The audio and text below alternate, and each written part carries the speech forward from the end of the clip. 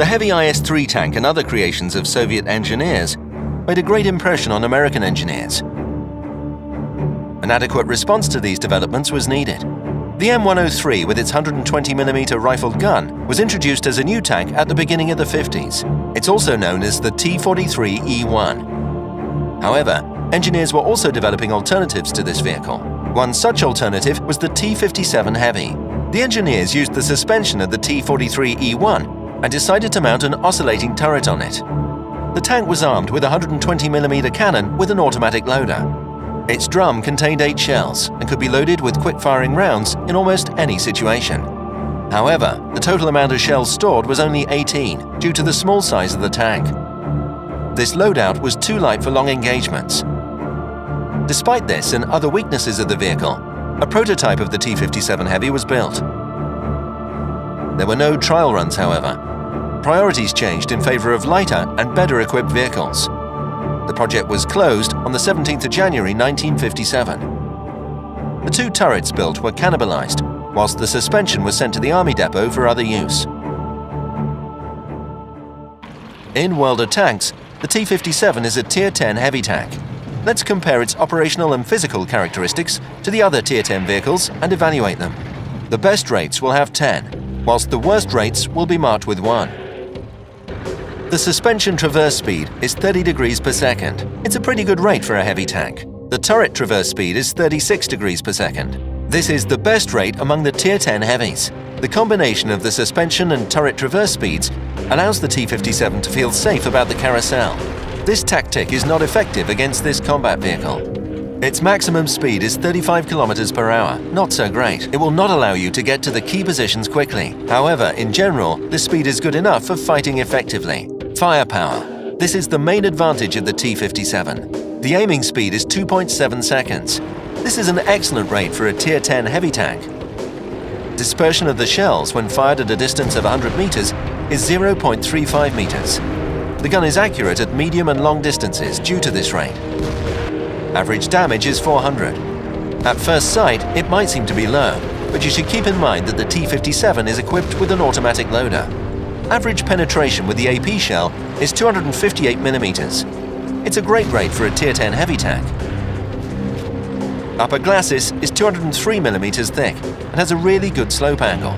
The armor of the other part of the hull is marginal.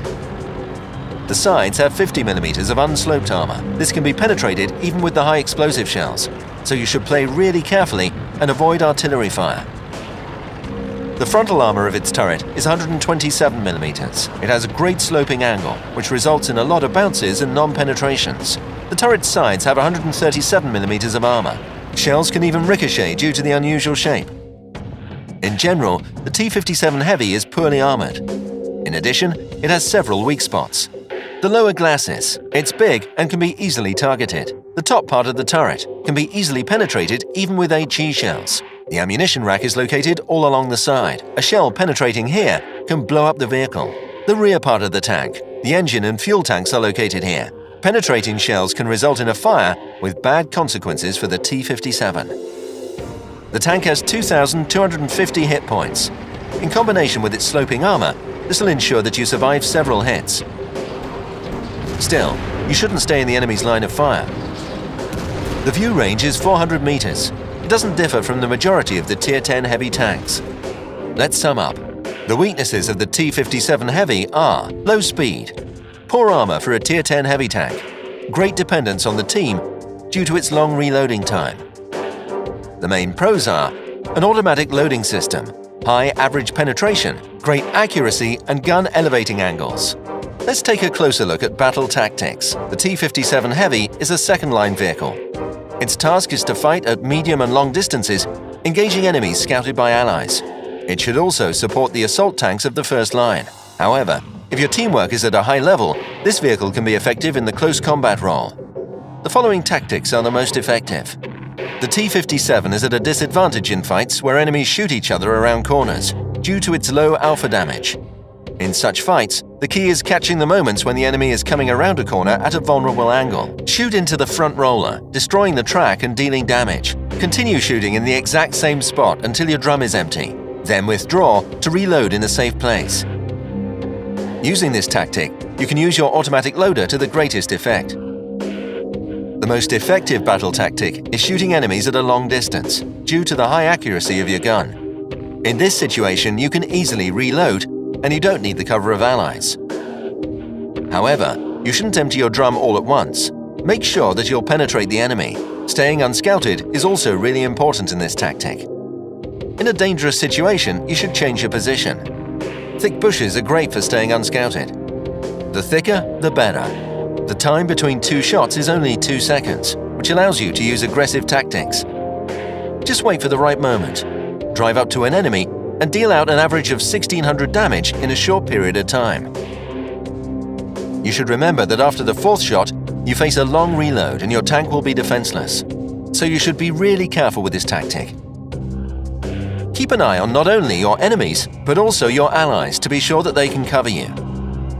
You should buy the following equipment to make the tank effective: improved ventilation, vertical stabilizer, and an enhanced gun laying drive. This setup is perfect for aggressive tactics.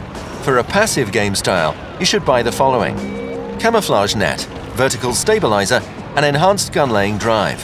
As for the skills for your crew, the following are the most efficient: commander, sixth sense, repair, camouflage; gunner, repair, snapshot, camouflage; driver, repair, off-road driving, camouflage; loader, repair, safe stowage, camouflage.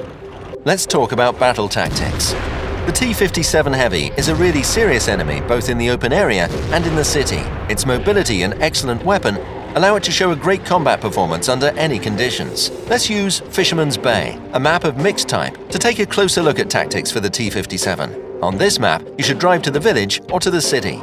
If you decide to drive to the village at the center of the map, you should stay behind the buildings. From this position, you'll be able to attack scouted enemies. Try to choose a target who is loading or distracted. If enemies attack through the city, they'll show you their sides and rear. You'll help your team by attacking the weak spots of enemy vehicles. Keep in mind, though, that after the first shot, your position will be revealed to the enemies.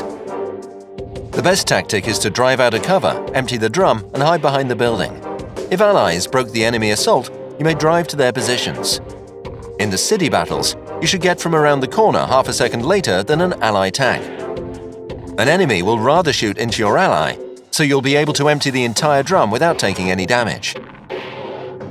After you've emptied the drum, it's a good idea to warn allies that you're reloading. Such cooperation will allow you to fight with higher efficiency.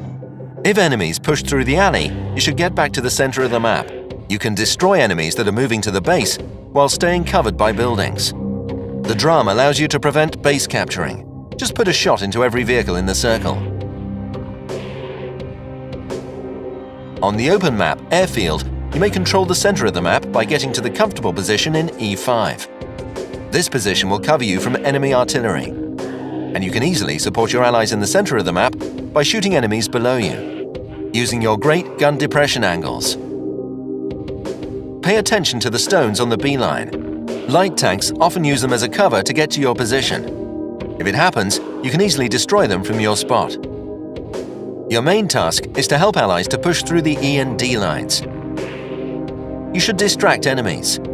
Mainly attack those tanks that are not aiming at you or that are reloading. Remember, the majority of open territories can be covered with artillery fire. That's why you should try to get to the positions which can save you from their shells. If enemies push through the water, you should engage the tanks that drive to your base. Your priority targets are tanks with small amount of hit points.